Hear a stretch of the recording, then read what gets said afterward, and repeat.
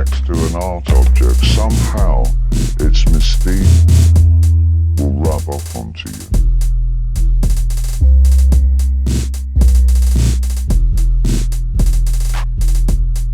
It is said that the truth waits for eyes unclouded by longing. As you become quiet in faith, quiet in what is, quiet in the fullness of the moment, you begin to hear closer and closer to the truth.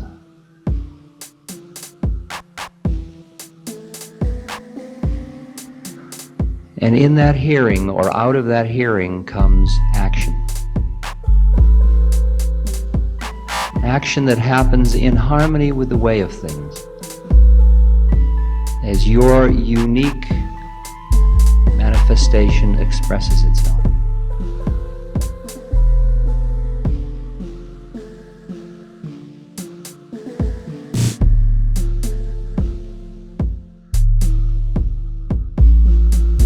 Noise is the register within which you can crack a city or people, or it's a new control bomb. It's a noise bomb, in fact, which can destroy.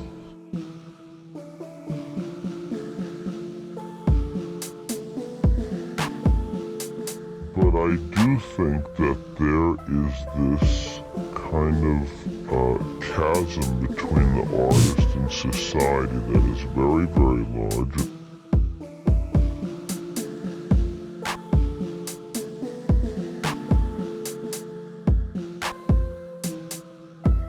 It's fundamental to keep an established art world that the mystery is kept in place, because once it falls into the hands of the proletariat, that the ability to make art is in fact inherent with all of us. It demolishes the idea of art for commerce, and that's no good for business.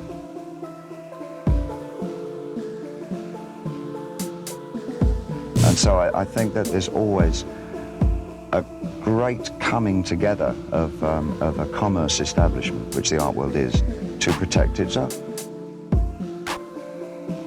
The perfect example is that there were many signers or graffiti artists working in the late 70s and in the early 80s. Why should it be that only 2 or 3 of them, Scharf, Haring, and Basquiat, should be taken from the sea of signers that were working in New York, some of them incredibly talented guys, and then elevated to a point that there was something particularly special about those 3 guys? It behoves the art establishment to elevate them to a higher plateau as fast as possible, to make them unavailable aesthetically to a low art market. And it does that continually. It extends its parameters quite widely to capture the new thing. Elevate it from low art to high art, successfully enough to increase the commerce proposition that goes along with it. To consign the idea of art to a particular world. It's basically a commerce establishment.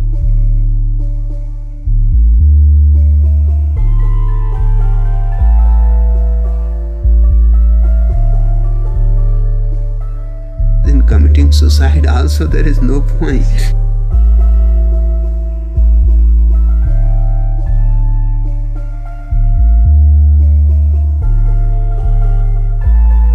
I think it's terribly dangerous for an artist to fulfill other people's expectations.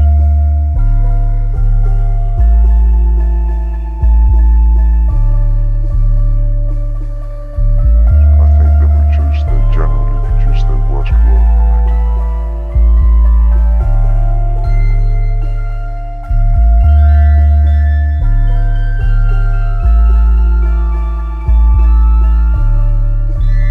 And if the other thing I would say is that if you feel safe in the area that you're working in, you're not working in the right area. Always go a little further into the water than you feel you're capable of being. Go a little bit out of your depth. And when you don't feel that your feet are quite touching the bottom, you're just about in the right place to do something exciting.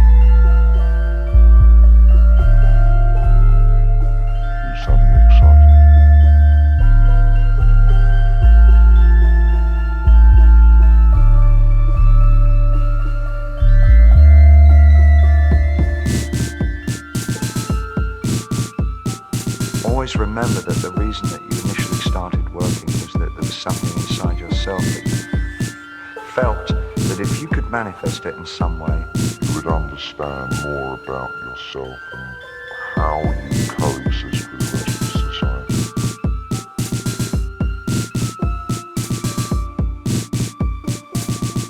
Today, the masters of mankind are multinational corporations and financial institutions. The state-corporate complex is indeed a threat to freedom and survival. It's true. U.S. elections, occasions in which the coalitions of private investors coalesce to invest to control the state. There are careful studies of Senate votes over a long period, and they show that the Senate is indeed responsive to a sector of the population, the top third in income. Actually, a closer analysis would show that it's a very small fraction of that top third. You're a good listener, you get a lot more than In contrast, there's no correlation at all between Senate votes and opinions of the middle third. And for the bottom third, there is a correlation. It's negative. Senate votes are counter to preferences for the bottom third.